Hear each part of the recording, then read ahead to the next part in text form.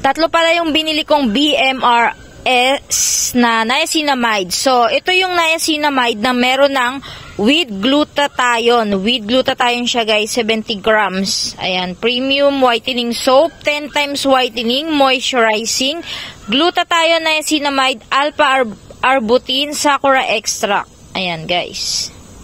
Tatlo yung binili ko. Pwede naman kayong pumili kung ilan yung bibili nyo. Pwedeng isa, pwedeng 10, pwede namang bundle, tapos pwedeng tatlo. So, tatlo yung binili ko para mas masubukan ko siya at para mas ma-observe ko siya.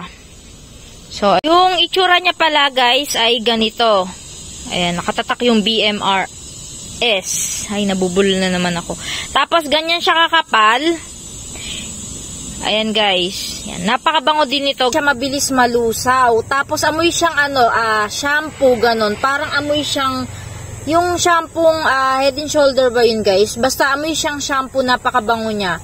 Tapos so guys, ang tamang paggamit pala nung sabon na to, pabubulain mo lang siya sa kamay, hindi mo direct na ilalagay sa ikukuskus sa face mo para hindi daw maging mahapde ganyan. Pero ako direct ko kasi guys, walang hawak ng sipi ko eh.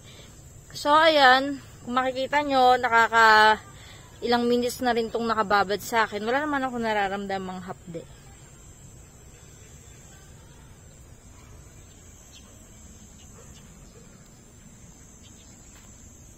Sobrang gula niya din, makikita nyo. Ang gula, tas ang bango nyo ka.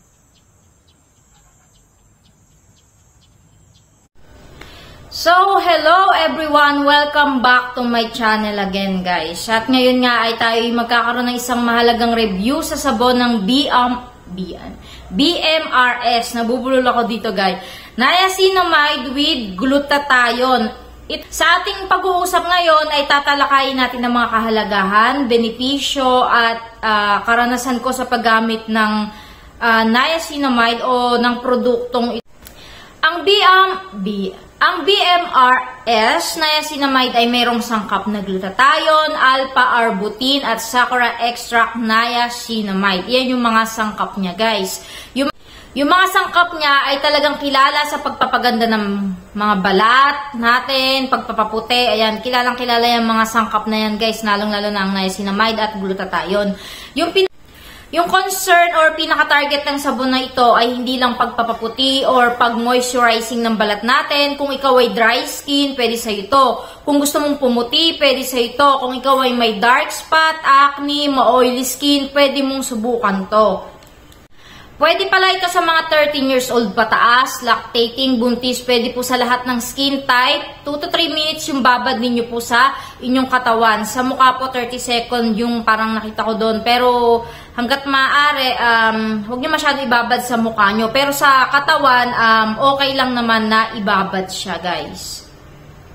Okay guys, unahin natin yung sa pagpapaputi. Sa pagpapaputi guys, napansin ko dito, so hindi lang ako yung gumamit nito. Meron din ako mga tao na pinagamit tong sabon na to, yung talagang merong mga dark skin talaga or brown skin or mga nasunog talaga sa tindi ng sikat ng araw yung mga balat nila. Pinagamit ko din doon para mas maobserbahan ko, para mas makita ko kung effective ba tong product na to. Kasi guys, kung ako lang yung gagamit at sa tuhod-tuhod ko lang gagamitin, sa siko, hindi ko mas makikita yung effect niya. So, pinagamit ko siya sa iba pa. So, nakita ko, pinapansin ko yung skin nila, nakikita ko na nagla-light siya, nagkakaroon ng pag-glow yung skin nila. So, yun, para sa akin, itong sabon na to, legit na nakaka-light siya, pero hindi naman siya yung talagang basta-basta ka na lang puputi. Kailangan mong maging consistency sa paggamit ng product na to, guys, kasi hindi naman to yung isang gamitan lang, ay boom, puti ka na agad na. So, ayun, kung gusto mo talagang pumuti, kailangan mong ipagpatuloy yung paggamit ng product na to. Hindi lang basta isa, dalawa, or tatlo yung agad puputi ka na. Pwede ka mag-glow, pwedeng mag-light yung skin mo. Pero yung katulad nga ng sinabi ko, hindi naman agad-agad magiging snow white na tayo pag gumamit tayo ng sabon na to. So, yun. Sa tigyawat naman, guys, so, pasensya na sa aso. Sa tigyawat naman, guys, makakatulong po siya kung ikaw ay may tigyawat. Ibabad mo to sa iyong mukha habang minamasahe mo yung sabon na dahan-dahan sa'yo. After nun, magilamos ka na, mararamdaman mo yung pagkatuyo ng tigyawat mo at pagkalinis talaga ng skin mo. Kung ikaw ay oily skin, makakatulong to kasi talagang nakakalinis yung sabon, guys. Talagang malilinis niya talaga yung face mo. Sa dark spot naman, guys, ganun din, nakakalight to, pero kailangan mong ipagpatuloy yung sabon hanggang sa mawala na yung mga problem mo sa skin. So, after yung gamitin yung sabon, ito yung naano ko dito, lalo na kung ibababad nyo siya sa face nyo, bababad nyo to sa face nyo, mapapansin nyo, guys, nagbabanat yung mukha nyo. Yan, katulad nung sa akin, nagbabanat siya katapos ko siyang gamitin.